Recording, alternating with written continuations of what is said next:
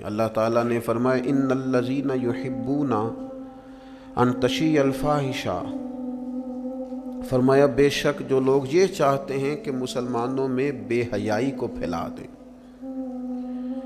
فحشاء کو عام کر دیں، بری باتوں کو لوگوں کے اندر پھیلا دیں۔ کن لوگوں میں؟ فی الذین آمنوا، وہ لوگ جو ایمان لے آئے، جو ایمان والوں کے اندر بے حیائی پھیلانا چاہتے ہیں۔ اور قرآن مجید کے الفاظ بڑے قابل غور ہیں، فرمایا ان الذین یحبون، بے شک وہ پسند کرتے ہیں، وہ چاہتے ہیں کہ ان تشیع الفاحشۃ فی الذین آمنوا، کہ بے حیائی پھیل جائے ان لوگوں میں جو ایمان لائے ہیں۔ تو مالک فرماتا ہے لہم عذاب علیم، ان لوگوں کے لیے دردناک عذاب ہے۔ اور ایسا نہیں ہے کہ یہ قیامت تک انتظار کریں گے پھر انہیں عذاب دیا جائے گا۔ یہ عذاب کہاں کہاں ملے گا؟ فی الدنیا والآخرہ۔ جو مسلمانوں میں بے حیائی پھیلانے کو پسند کرتے ہیں انہیں دنیا میں بھی عذاب ہوگا اور آخرت میں بھی عذاب ہوگا، اور عذاب بھی عذاب علیم، دردناک عذاب ہوگا۔ فرمایا واللہ یعلم وانتم لا تعلمون، اللہ جانتا ہے تم نہیں جانتے۔ حیا اور وزاداری کو قائم رکھنا، دیکھیں نا سب سے زیادہ بے نیاز تو اللہ ہے نا، لیکن اگر حضور فرمائیں کہ رب بھی حیا فرماتا ہے، حضور سید عالم علیہ السلام فرماتے ہیں اللہ حیا فرماتا ہے کہ اس کا بندہ اس کے سامنے ہاتھ پھیلائے اور اللہ اس کے ہاتھوں کو خالی واپس کر دے۔ اللہ حیا فرماتا ہے۔ کیا معنی ہے؟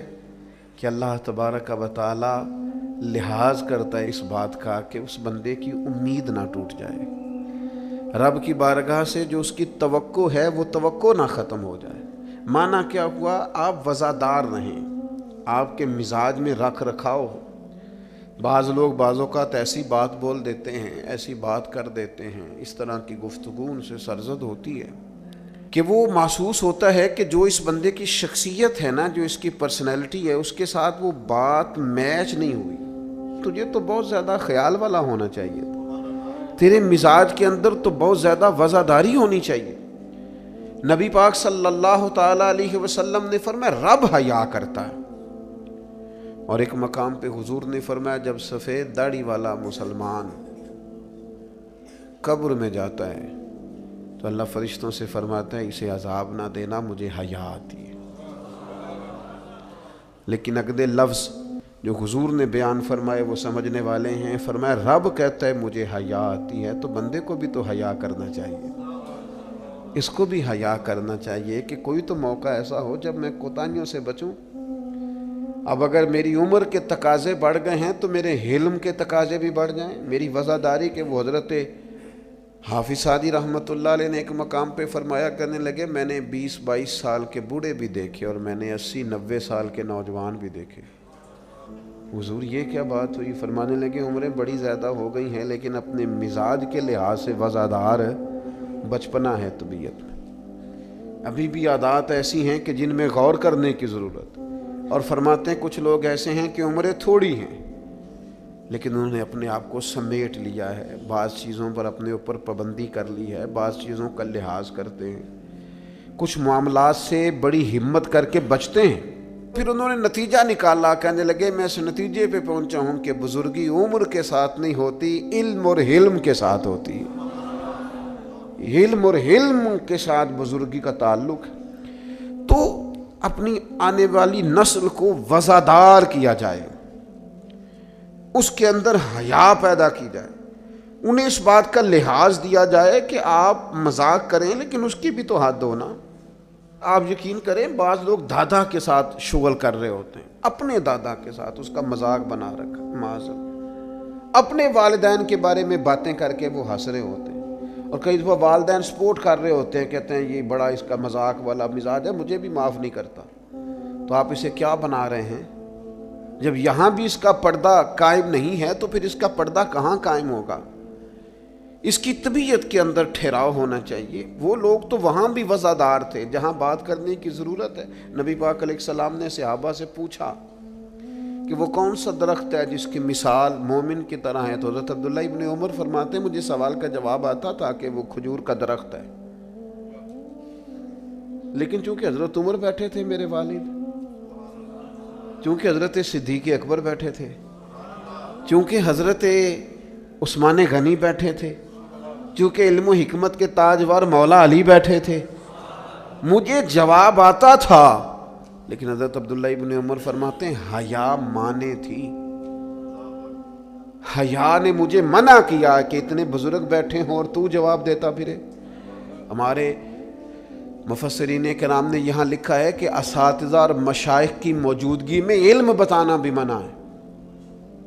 آپ کے بڑے بیٹھے ہوں، آپ تقریر کرنے سے بھی لحاظ کریں، آپ وہاں کوئی مسئلہ نہیں بیان کریں۔ یہاں تو بڑے معاملات اور ہو جاتے ہیں، ہمیں اپنے بزرگوں کے سامنے ایک خاص وزاداری وہ بندے کو خوبصورت کرتی ہے۔ حضرت عباس حضور کے چچا ہیں، ان کے بیٹے جناب عبداللہ ابن عباس فرماتے ہیں میرے والد سے کسی نے پوچھا تھا آپ بڑے ہیں کہ نبی پاک؟ تو بڑی سادی سی بات ہے، چچا بڑا ہی ہوتا ہے عمر میں، آپ بڑے ہیں کہ نبی پاک؟ تو یہ وزاداری ہے، یہ کمال وزاداری ہے۔ یہ ان لوگوں کا طریقہ ہے جو بڑے رسیلے سجیلے، جو بڑے خوبصورت لوگ ہوتے ہیں، جن کے لہجوں سے لفظ نہیں شہد ٹپکتا ہے۔ حضرت عباس رضی اللہ تعالیٰ عنہ فرمانے لگے کیا کہا تم نے؟ میں بڑا ہوں کہ حضور؟ فرمانے لگے بڑے تو حضور ہی ہیں، پیدا پہلے میں ہوا تھا، ولادت پہلے میری ہوئی تھی، بڑے بہرحال وہی ہیں، پیدا پہلے میں ہوا تھا۔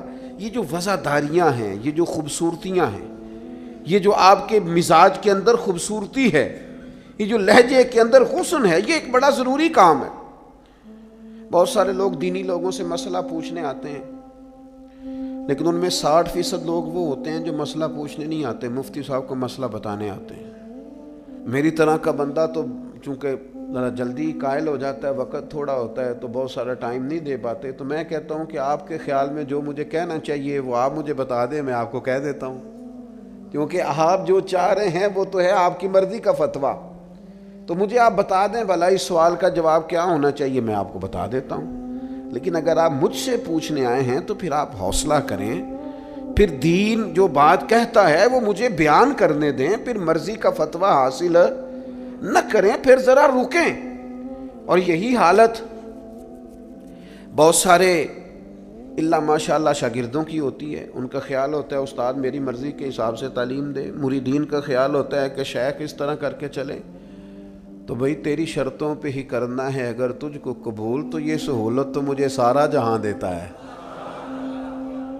اگر تیری شرطوں پہ ہی تو نے آنا ہے کہ میرے پاس یہ ٹائم ہے تو اس ٹائم آؤں گا، تو میں اس وقت پسند کرتا ہوں تو میں اس وقت آؤں گا، تو آپ اگر یہ کہیں گے تو پھر میں یہ تیری شرطوں پہ ہی کرنا ہے، اگر تجھ کو قبول تو یہ سہولت تو مجھے سارا جہاں دیتا ہے۔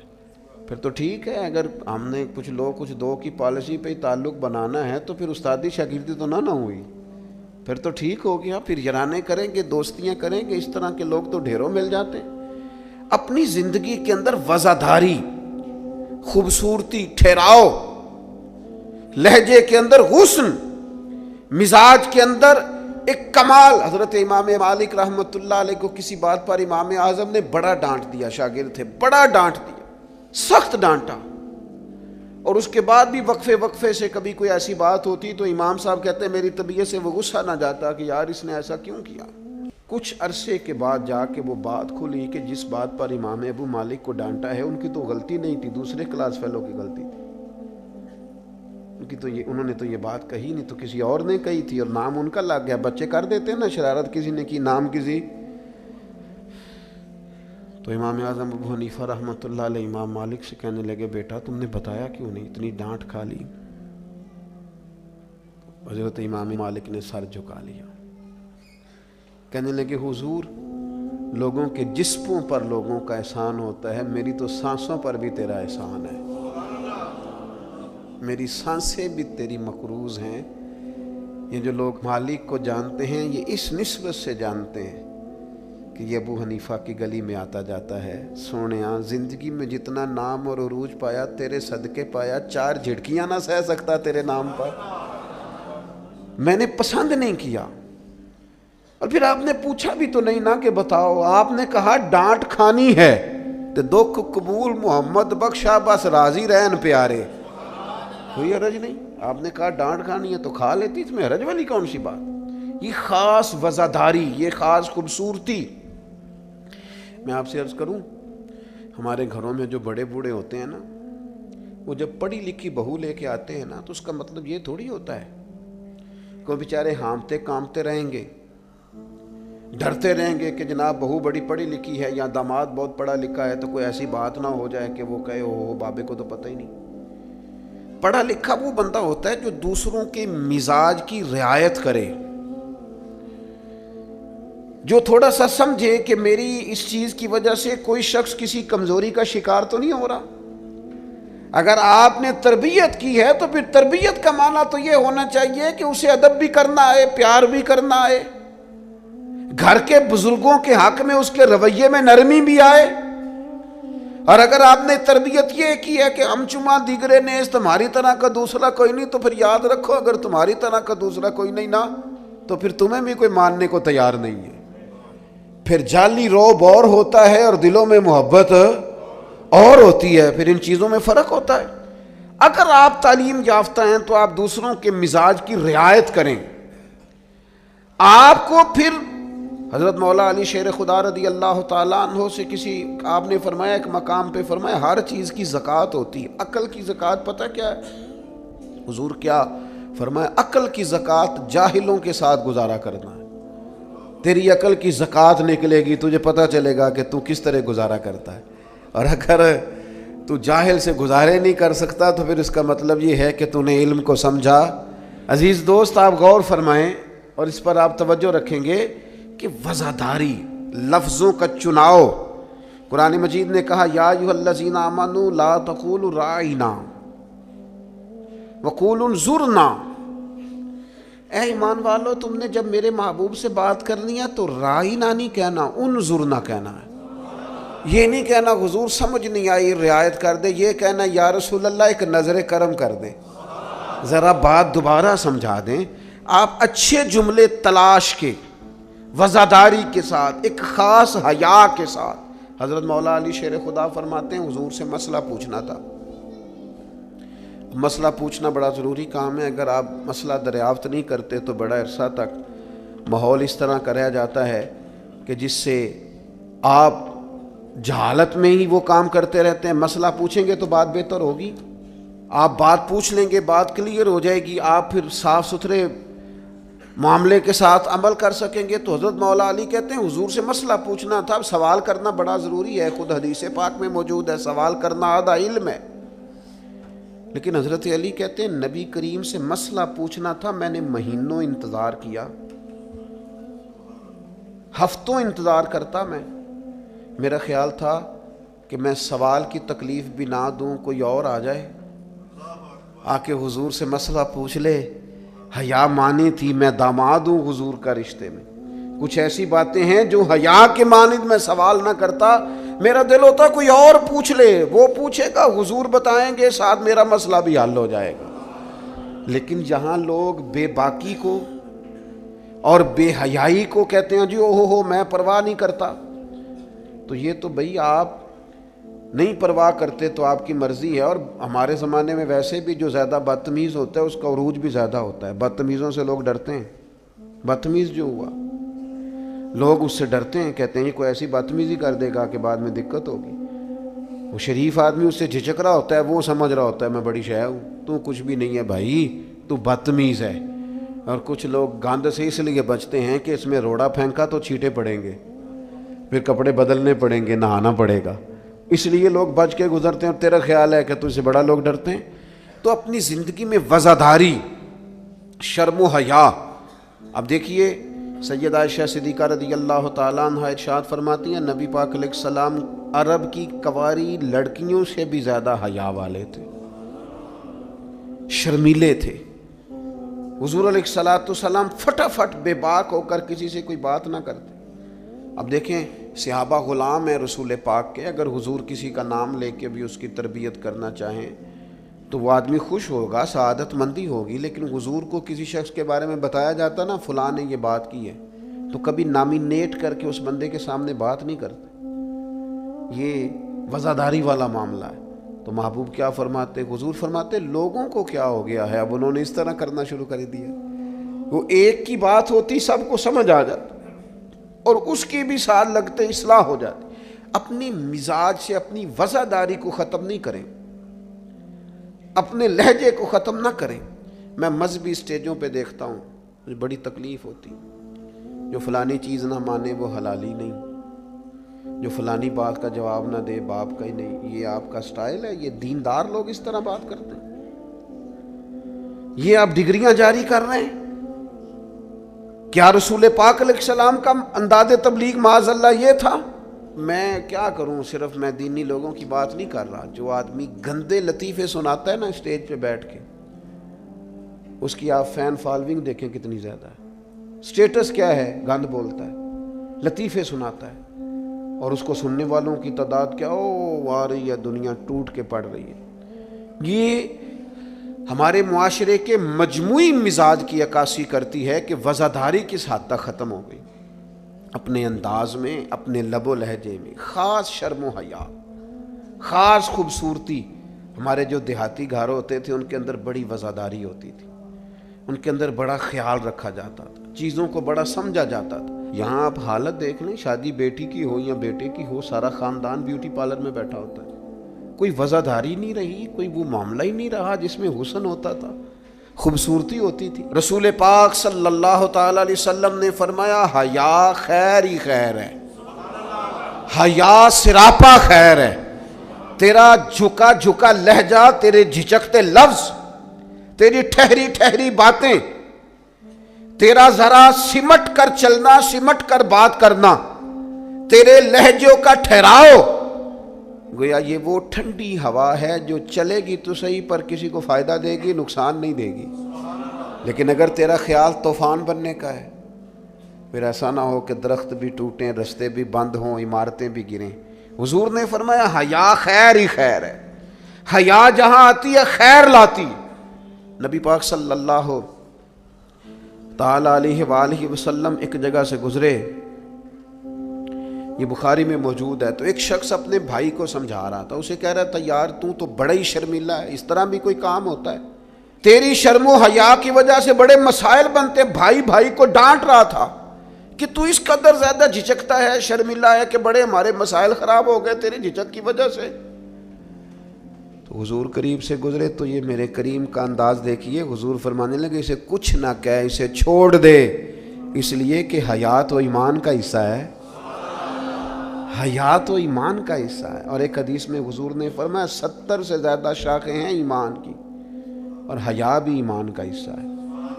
آپ وزادار رہیں، آپ میں خوبصورتی رہے، آپ تھوڑا سا انتظار میں رہیں، آپ تھوڑا سا رکیں، آپ کوئی اپنے مزاج کے اندر کوئی ایسا چھچورا پن پیدا نہیں کریں جس سے آپ کی طبیعت، آپ کا لہجہ، آپ کا انداز، آپ یقین کریں سنجیدہ لوگ تو حجروں میں چلے گئے.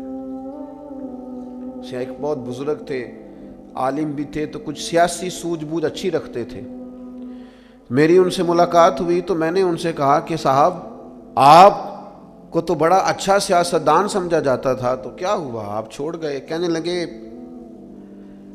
موجودہ سیاست سے وزاداری رخصت ہو گئی، لہذا ہم نے بھی ارادہ کیا ہے کہ اب یہ دامن بچانے والا کام ہے، لہذا قبل از وقت بھرا میلہ چھوڑ دینے کا ارادہ کیا ہے. اب یہ ماحول ہمارے والا نہیں رہا، دامن بچانے کا ارادہ کیا ہے کہ اس میں وزاداری نہیں. میرے عزیز کبھی بھی اپنے مزاج سے، اپنے مرتبے سے، اپنے وقار سے نیچے اتر کر کبھی کوئی بات نہ کریں، کبھی کوئی کاروبار نہ کریں، کبھی کوئی لین دین نہ کریں.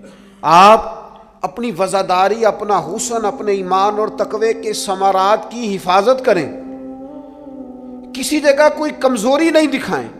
آپ اس خوبصورتی کا شکار رہیں جو اسلام نے عطا کی، اور اسے اپنے دامن میں بہت بڑی نعمت سمجھ کے سما کے رکھیں، کوئی کمزوری نہ دکھائیں. تھوڑی سی مشکل ہوتی ہے جب انسان زمانے کے ساتھ مل کے نہیں چلتا تو مشکلات آتی ہیں تھوڑی بہت. جب دور کے مطابق فیشن نہیں کرتا تو ظاہر ہے اسے لوگ پینڈو بھی کہتے ہیں، اسے جاہل بھی کہتے ہیں، اسے یہ بھی کہتے ہیں کہ اسے شعور کوئی نہیں. یہ تانے تھوڑے بہت سننے پڑتے ہیں، لیکن آپ کی وزاداری، آپ کے وقار میں، آپ کے لہجے میں کسی قسم کی کوئی کمزوری نہیں آنی چاہیے. آپ ایک نمونہ ہیں، اور یہ مت سمجھیے گا کہ لوگ صرف آپ کی تقریر سے تاثر لیتے ہیں. آپ کا نمونہ عمل آپ کے گھر سے لے کر دوستوں کی محفل تک وہ شمار کیا جاتا ہے. آپ بڑی خوبصورتی کے ساتھ حضرت غوث اعظم رضی اللہ تعالیٰ عنہ 2000 دینار کا جوڑا پہن کے جمعے کا خطبہ دیتے تھے. 2000 دینار کا جوڑا. تو آپ کی اہلیہ نے ایک دن کہا کہ حضرت کئی دفعہ ایسے ہوتا ہے کہ صبح کا کھانا گھر میں ہوتا ہے اور شام کا نہیں ہوتا، لیکن آپ جب ممبر کی طرف بڑھتے ہیں تو آپ کا لباس اتنا شاہانہ ہوتا ہے کہ لوگ سمجھتے ہیں پتہ نہیں ہم کتنے کو مالدار ہیں. تو حضرت فرمانے لگے یہی تو میں چاہتا ہوں. میں نہیں چاہتا کہ میں پھٹے کپڑے پہن کے رکھوں اور لوگ جاتی دفعہ میرے ہاتھوں میں نذرانہ تھما کے جائیں کہ یہ رکھ لیں، لباس لے لیجئے گا. فرمایا اس طرح کا لباس پہنیں گے، اس طرح کی وزاداری اختیار کریں گے کہ جدھر جدھر سے گزریں گے لوگ سمجھیں گے کہ اللہ نے دینداروں کو بڑا بے نیاز بنایا ہوا ہے. ہم اپنی وزاداری کے اندر کیوں کوئی کمزوری لائیں؟ مزاج کے اندر آپ یقین کریں حضرت سعدی شیرازی قرضہ پکڑ کے مہمان نوازی کرتے تھے. قرضے پکڑ پکڑ کے لوگوں کو کھانا کھلانا، اس لیے کہ وزاداری قائم رہے اور کسی جگہ کسی کمزوری کا اظہار نہیں کرنا تاکہ کسی کو پتہ نہ چل جائے، کوئی یہ نہ سمجھے کہ دین کے نام پہ آئے ہیں تو بار بار یہاں سے سوال ہو رہا ہے. تو یہ حیا ہے، یہ خوبصورتی ہے، یہ مزاج کا حسن ہے. رسول رحمت صلی اللہ تعالی علیہ وآلہ وسلم نے ہمیں ایک اور حیا کرنے کا بھی کہا ہے، اس پر بھی حضور نے ہماری توجہ دلائی. وہ حیا کیا ہے؟ وہ ہے اپنے رب سے حیا کرنا، اپنے مالک سے حیا کرنا. جب ہم لوگوں کے بیچ ہوتے ہیں تو لوگوں سے حیا کرتے ہیں. حضرت عثمان غنی رضی اللہ تعالیٰ عنہ غسل خانے کی 4 دیواری کے اندر بھی غسل کرتے تھے تو تہمت باندھ کے. تو گھر والوں نے، یہ کسی نے پوچھا کہ حضور غسل خانہ چاروں جانب سے بند ہے اور اس کے اوپر چھت ہے اور آپ اس میں غسل کر رہے ہیں تو پھر بھی آپ تہمت کے ساتھ اور بڑا سمٹ کے اور بڑا کونے میں بیٹھ کے. تو آپ فرمانے لگے جب لوگوں کے بیچ ہوتا ہوں تو لوگوں سے حیا کرتا ہوں، جب تنہا ہوتا ہوں تو رب سے حیا کرتا ہوں. حضرت امام اعظم ابو حنیفہ گھر کی 4 دیواری میں بھی ننگے سر نہیں بیٹھتے تھے، ٹانگیں پھیلا کے نہیں بیٹھتے تھے. فرماتے تھے سوتے وقت یہ کام کروں گا. میں گھر میں بھی وہ لہجہ اختیار نہیں کرنا چاہتا، اس لیے کہ میں اس رب کا ماننے والا ہوں جو حی و قیوم ہے، جو ہر جگہ دیکھتا ہے. رب سے بھی حیا. اور آپ کو پتہ ہے ہمارے صوفیاء نے فرمایا ہے کہ سب سے زیادہ اللہ سے وہ بندہ حیا کرتا ہے جو اپنے خیالات پر کنٹرول کرتا ہے، اپنے جذبات پر کنٹرول کرتا ہے، جو وسوسوں کو نہیں آنے دیتا، جو اپنی طبیعت میں کوشش کرتا ہے کہ اچھے خیالات ہی رہیں، وسوسے آئیں تو جھٹک دیے جائیں. اس لیے کہ وہ نبی پاک علیہ السلام کا جو فرمان موجود ہے نا کہ رب نہ تمہاری جیبیں دیکھتا ہے نہ صورتیں دیکھتا ہے، وہ جب دیکھتا ہے تمہارا دل دیکھتا ہے. تو وہ حیا کرتے ہیں کہ دل میں کوئی ایسا خیال آئے جو غلط ہو، برا ہو، گندا ہو، چونکہ مالک نے دیکھنا ہے. وہ اس لیے خانہ دل کو صاف رکھتے ہیں. لیکن نہ کوئی مہمان گھر میں آتا ہے تو لوگ فٹافٹ صفائی نہیں کرتے، چیزیں نہیں اٹھاتے کہ وہ کیا سوچے گا، یہ کتنے میلے کچیلے ہیں. کیونکہ مہمان نے دیکھنا ہے، اور جس دل کو رب رحمان نے دیکھنا ہے اس کی صفائی رکھنا کہ اس میں گندے برے خیالات، ہرس، ہوس، لالچ، حسد، بغض، کینہ، عداوت، بددیانتی، بدگمانی یہ موجود نہ ہو، چونکہ رب نے دیکھنا. اللہ کے پیارے رسول صلی اللہ تعالیٰ علیہ وسلم نے فرمایا اللہ تعالیٰ سے حیا کرو جس طرح حیا کرنے کا حق ہے. تو صحابہ کہتے ہیں ہم نے عرض کی یا رسول اللہ صلی اللہ تعالیٰ علیہ وسلم الحمدللہ ہم اللہ سے حیا کرتے ہیں.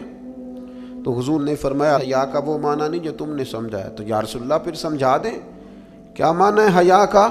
تو نبی پاک علیہ السلام فرمانے لگے اللہ سے حیا کا حق یہ ہے کہ تم اپنے سر میں جو موجود افکار ہیں ان کی حفاظت کرو، اپنی سوچوں کی حفاظت کرو، پھر تم نے اللہ سے حیا کی. اور حضور فرمانے لگے جو کچھ تمہارے پیٹ کے اندر ہے جب تم اس کی حفاظت کرو گے تو پھر تم نے اپنے رب سے حیا کی، یعنی حرام نہ کھانا۔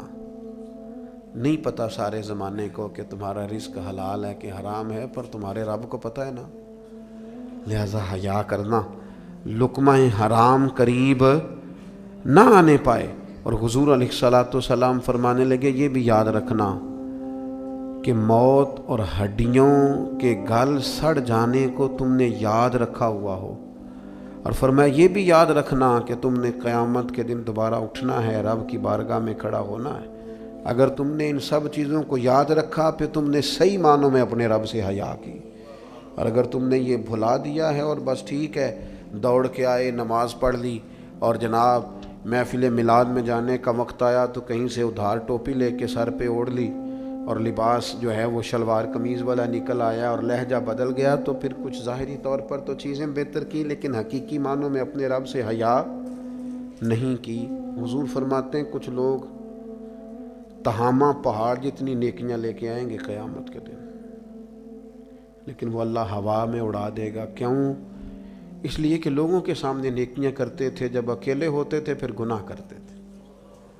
ان کی وہ جو تنہائی کی ناپاکی ہے نا، یعنی وہ جو اکیلے میں رب سے حیا کرنا چاہیے تھا، وہ حیا چونکہ موجود نہیں ہے تو رب فرمائے گا وہ تو تم نے لوگوں کے سامنے وزادار بن کے وقت گزارا ہے، میرے سامنے تو تمہاری تنہائی بڑی ناپاک رہی، لہذا وہ سب نیکیاں بھی ہوا میں اڑا دی جائیں گی۔ خوبصورت زندگی، خوبصورت لب و لہجہ، خوبصورت بولنا، خوبصورت آنا جانا۔ میں طلباء سے کہا کرتا ہوں کہ بڑی پسند کا بھی تمہارا کھانا پکا ہوا ہو تو اس طرح نہ کھاؤ کہ محسوس ہو کہ پتہ نہیں کتنی دیر کے بعد کھا رہا۔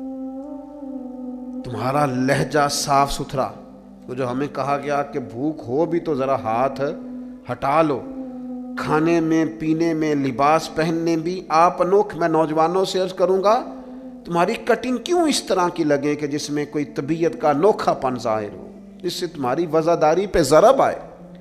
تمہارا بات کرنا اتنا کمزور کیوں لگے کہ جس سے محسوس ہو کہ یار اس کی تو ابھی تربیت ہونے والی۔ تمہیں کیوں اس بات کی کمزوری محسوس ہو کہ لوگ میری طرف دیکھیں، لوگ مجھے جاننے لگ جائیں گے، تو کمزوری ہے۔